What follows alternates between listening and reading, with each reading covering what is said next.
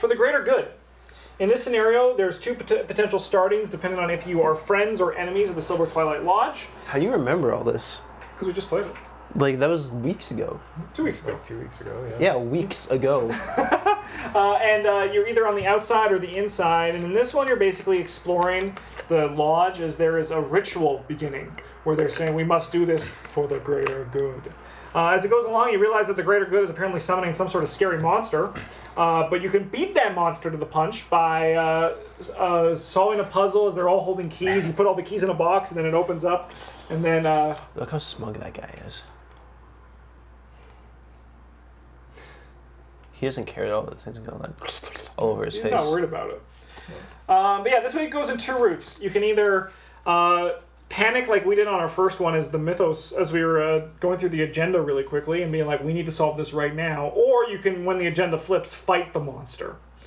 So we got, in my opinion, we got both sides of this scenario. Mm-hmm. Another big mechanic in this is that there's keys that unlock rooms because you're in the lodge and they lock their doors because it's the smart thing to do. Yeah, like why wouldn't you? What if strangers just come in off the street with a dog and some grenades? Exactly. And with that, start poking around. Another mechanic is the fact that when you kill a Silver Twilight Lodge enemy, if they have Doom on them, they'd leave evidence and it goes onto the agenda.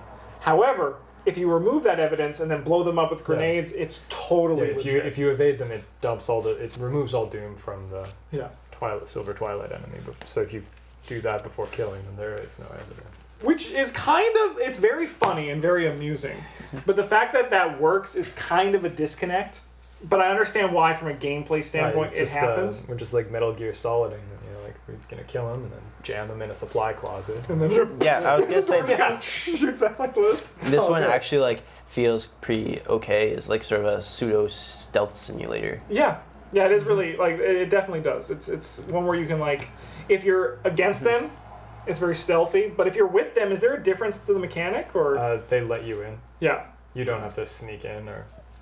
But you still would want to kill them with You get grenades. to, like, go in through the front door You still don't want to kill them because I think it still dumps their Doom on the agenda. Yeah. I'm pretty sure it does. But you still can evade them and then blow them up with grenades even if you're with them. Maybe. You can blow up anything with grenades if you try hard enough. Yeah. What do we think of the theme of this one? Oh no, like for Warm Welcome, you don't remove the Doom from enemies for evading them. If you just like walk in. Do they have parlay actions? Maybe. Yeah, they do. That's the difference. Because you get the Knight of the Outer Void, who is like a brain or a book parlay. And if you succeed, you take control of Doom on it and flip it to its clue side. So you can interview them. Yeah, and then you got like the Lodge Jailer, who is book 3. If you succeed, either remove a Doom from him or take control of its key. So you talk to them, you're like, hey, fellow Knight of the Order, like, what are we doing? So that is flavorfully pretty cool. Yeah, I was going to say, like, I really like the theme of this one, like, now that I kind of remember it. I give it like a 4-ish, because, like, on one end of it, like, it feels like you're part of the Silver Twilight Order, but, like, no one really trusts each other there, right? You're trying to like squeeze and weasel information out of your contemporaries. Yeah. And then on the other side of stuff, like sneaking in and like evading enemies, get rid of their Doom. It's really cool. Yeah. Yeah. Mm-hmm. And the fact that it's two different styles of play in one scenario means that as a standalone, that's also really nice. With the same set of cards. Yeah, same set of cards. Yeah. Yeah, you said 4? Yeah, I give it a 4.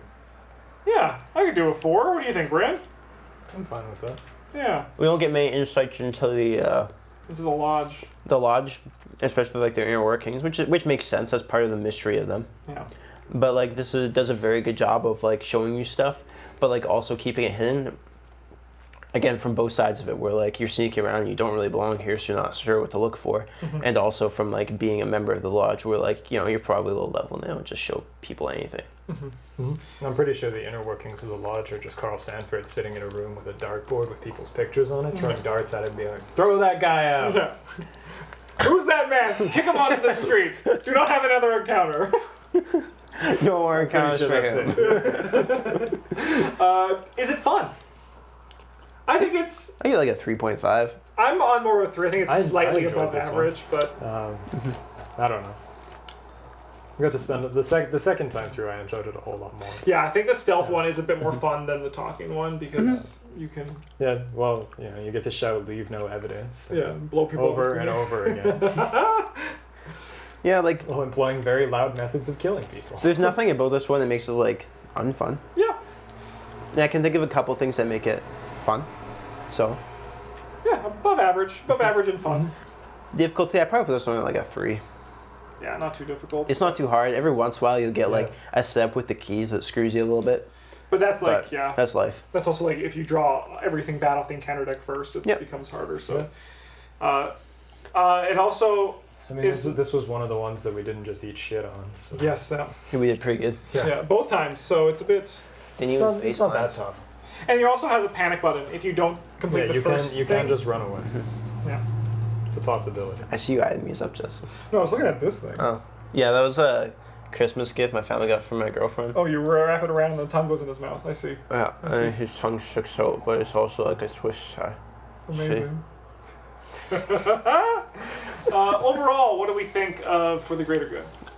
I'm going like a 3.5. That seems to be average. Yeah, it seems to be. It's a slightly above average scenario, but nothing like the Like rat. it's not super exciting. Yeah, it's not like the rat one, but it's still neat. Yeah, it's not a great like standalone scenario for like selling to people because they're not gonna know who the Silver Twilight Lodge are, or then they're not gonna care. Yeah. This one ties more into the story, but at the same time, like Justin said, it does have like 2 different ways to play, which is more bang for your buck. Mm-hmm. And like it is really cool that the one where we were friends with them was so long ago. I forgot that it plays differently, which is I think just really cool. I mean, that was like probably actually 6 months ago. Yeah. Well, yeah, For the Greater Good. I think it's a good one. All right. For the next one, we're gonna go into the woods and light or unlight braziers, depending on Braziers, not braziers. no, we were like bras on fire. See you guys in the next episode. Oh, as always, let us know in the comments down below what you think of the scenarios. Bye.